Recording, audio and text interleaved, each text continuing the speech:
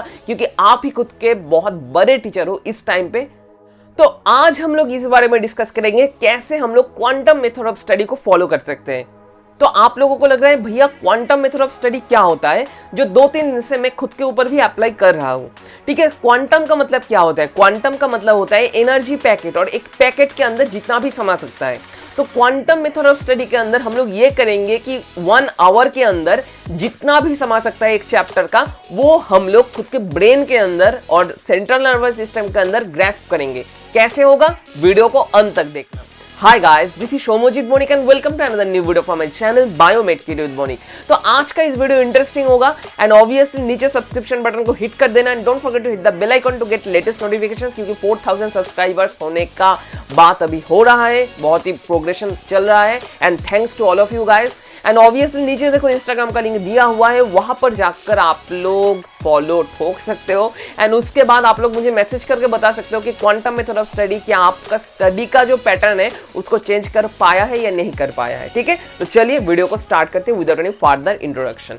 तो quantum method of study में first काम जो आपको करना होगा, एनसीईआरटी को रिवाइज करना होगा। एनसीईआरटी को रिवाइज आपने कर लिया, एनसीईआरटी का रिवीजन हो गया एंड एनसीईआरटी रिवीजन होने के बाद, ठीक है, एनसीईआरटी रिवीजन होने के बाद एक असम्पशन हो ही जाता है कि इस जगह से क्वेश्चन आ सकते हैं। ठीक है, मैं सोच रहा हूं आप लोग नीट 2021 एस्पिरेंट हो, नीट 2022 एस्पिरेंट हो, तो लगभग एक बार तो एनसीईआरटी रिवीजन आपका हो ही गया है and already previous years question भी आप लोग देख चुके हो एंड ऑब्वियसली आपका एक इंट्यूशन भी क्रिएट हो चुका है कि कहां से क्वेश्चन आ सकता है। ठीक है, तो एनसीईआरटी रिवाइज आपने कर लिया। ठीक है, उसके बाद आपको क्या करना होगा, सेकंड काम आपको करना होगा, एक ब्लैंक शीट और A4 साइज का शीट लेना होगा। लेने के बाद आपको क्या करना होगा, मैं सोच रहा हूं आप लोग डाइजेस्टिव सिस्टम पढ़ रहे हो एंड डाइजेस्टिव सिस्टम से एक हॉट क्वेश्चन और हायर ऑर्डर थिंकिंग लेवल का क्वेश्चन क्या होता है, डाइजेस्टिव सिस्टम से एक हायर लेवल थिंकिंग ऑर्डर का क्वेश्चन होता है कि पैनक्रियाटिक जूस में कौन कौन सा एंजाइम प्रेजेंट है एंड सक्कस एंटेरिकस में कौन कौन सा एंजाइम प्रेजेंट है एंड इन दोनों के बीच में डिफरेंस। तो ये क्वेश्चन ऐसा एक क्वेश्चन है कि बहुत सारे स्टूडेंट यहाँ पर आकर जुमला कर देते हैं कि कौन सा एंजाइम कहाँ पर प्रेजेंट होता है, लेकिन ये एक इंपॉर्टेंट क्वेश्चन है नीट के पर्सपेक्टिव में। तो आपको क्या करना होगा, एनसीईआरटी से इस वाले पोर्शन को आपको अपने ब्लैंक शीट में बहुत ही छोटा छोटा करके लिखना पड़ेगा। मतलब आपने 2 सेगमेंट इस तरह से डिवाइड किया, जहां पर एक साइड पर आपका लिखा होगा कि इंटेस्टिनल जूस एंड दूसरे साइड पे आपका लिखा होगा क्या, दूसरे साइड पे लिखा होगा पैनक्रियाटिक जूस एंड इन दोनों के बीच में डिफरेंस आप लोग उस ब्लैंक शीट में लिख रखोगे। एंड और एक एग्जांपल ले लेते हैं, जैसे आप लोग पढ़े हो स्टोमक वाला पोर्शन और एनाटॉमी ऑफ डाइजेस्टिव सिस्टम और हेपाटोबिलियरी सिस्टम। तो आपको क्या करना होगा, छोटा एक पिक्चर डायग्राम अच्छे से ड्रॉ करना होगा, डायग्राम को लेबल करना होगा। जैसे मैं सोच रहा हूं आप लोग पढ़ रहे हो स्टोमक और लीवर, ठीक है, स्टोमक पढ़ रहे हो सोच रहा हूं, तो स्टोमक का जो 4 सेगमेंट है, फंडस, बॉडी, पाइलोकेंड, ठीक है, एक्सेट्रा जो होगा वो आपको पिक्चर में मार्क करके रखना होगा, क्योंकि पिक्चर से भी क्वेश्चन आ सकते हैं। एंड गैस्ट्रोइसोफेजियल जंक्शन में क्या होता है, गैस्ट्रोइसोफेजियल जंक्शन में जो सर्कुलर मसल लेयर होता है वो थोड़ा थिकन्ड हो जाता है, ये भी आपको लिख रखना पड़ेगा। एंड ऑब्वियसली और एक चीज आपको लिखना पड़ेगा कि स्टोमक के अंदर जो मसल लेयर है वो 3 लेयर होते हैं एंड एडिशनल एक ऑब्लिक लेयर प्रेजेंट होता है, ये आपको लिख कर रखना पड़ेगा अपने वो ब्लैंक शीट में। ठीक है, ये कितना टाइम लगेगा, ये अगर आप लोग करते हो तो लगभग 30 मिनट्स आपको जाएगा इस ब्लैंक शीट को फिलअप करने में A to Z। एक ही ब्लैंक शीट आपको यूज करना पड़ेगा, 2 ब्लैंक शीट यूज करने से काम नहीं चलेगा। ठीक है, ये हो गया आपका ब्लैंक शीट प्रिपरेशन।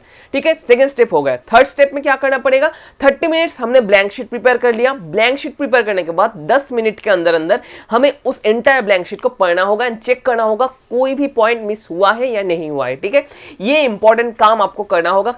कितना टाइम पे, 10 मिनट में। 10 मिनट में आपने कर लिया क्या, revision of your blank sheet और ओन हैंडमेड नोट्स। ठीक है, 3 नंबर स्टेप हो गया। 10 मिनट मतलब 40 मिनट्स हमारा कंप्लीट हो गया। 40 मिनट्स के बाद बचे हुए हैं 20 मिनट्स।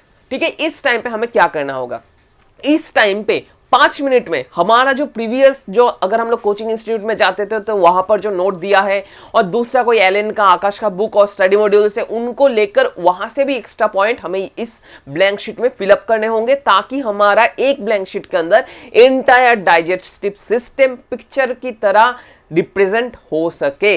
ये एक इंपॉर्टेंट फैक्ट होगा जो 4 नंबर स्टेप में हमें करना पड़ेगा। एंड लास्ट जो 15 मिनट्स बचे हुए होंगे, वहां पर आपको क्या करना होगा, वहां पर आपको प्रीवियस ईयर क्वेश्चन एकदम ना देखकर, कोई कुछ भी पॉइंट ना देखकर सॉल्व करना होगा जल्द से जल्द। 2010 से 2020 के अंदर जितना भी डाइजेस्टिव सिस्टम से क्वेश्चन आ रहा है सभी चीज प्रैक्टिस करना पड़ेगा।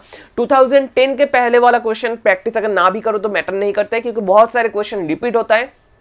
अगर सेकेंड इंपॉर्टेंट थिंग क्या है, 2010 से पहले सिलेबस थोड़ा सा इधर उधर था, इसलिए वो अगर आप लोग ना ही करो तो अच्छा होगा, ठीक है।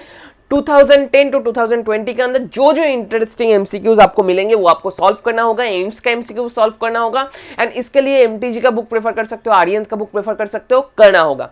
करने के बाद में आप लोगों को देखना होगा कि कौन कौन से एमसीक्यूज मिस्टेक हो रहा है, एंड उस जगह को आपको एनसीईआरटी से पढ़ना पड़ेगा, एज वेल एज आपने जो हैंड रिटन नोट प्रिपेयर किया है A4 साइज शीट में वहां पर भी पढ़ना पड़ेगा। क्यों? क्योंकि जो क्वेश्चन आपको अटक रहा है उस पर्टिकुलर क्वेश्चन से, अगर उस पर्टिकुलर क्वेश्चन से रिलेटेड कोई क्वेश्चन आ जाए नीट 2021 में, तब आप लोग वो सॉल्व नहीं कर पाओगे, ये आपको मानकर चलना पड़ेगा। तो ऑब्वियसली जो क्वेश्चन अटक रहा है वो आपको मार्क तो करना ही पड़ेगा, एंड उसके ऊपर भी छोटा मोटा एक नोट प्रिपेयर करके रखना पड़ेगा, ताकि आप लोग एग्जामिनेशन से पहले वाले दिन उसको देख सको, ठीक है, देख सको। इसलिए आपको सेपरेट और एक नोट प्रिपेयर करना होगा। तो अगर आप लोग ये करते रहोगे तो 1 घंटा के अंदर आप लोगों का एंटायर एक चैप्टर इन बायोलॉजी कंप्लीट हो जाएगा।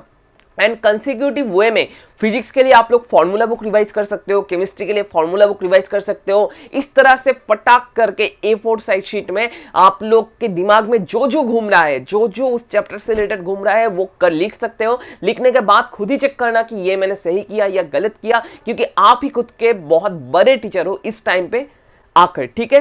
तो ये था एंटायर क्वांटम टेक्निक और क्वांटम मेथड ऑफ स्टडी, जहां पर हम लोग 1 घंटा के अंदर अंदर एक चैप्टर को आसानी से कंप्लीट कर सकते हैं, ठीक है।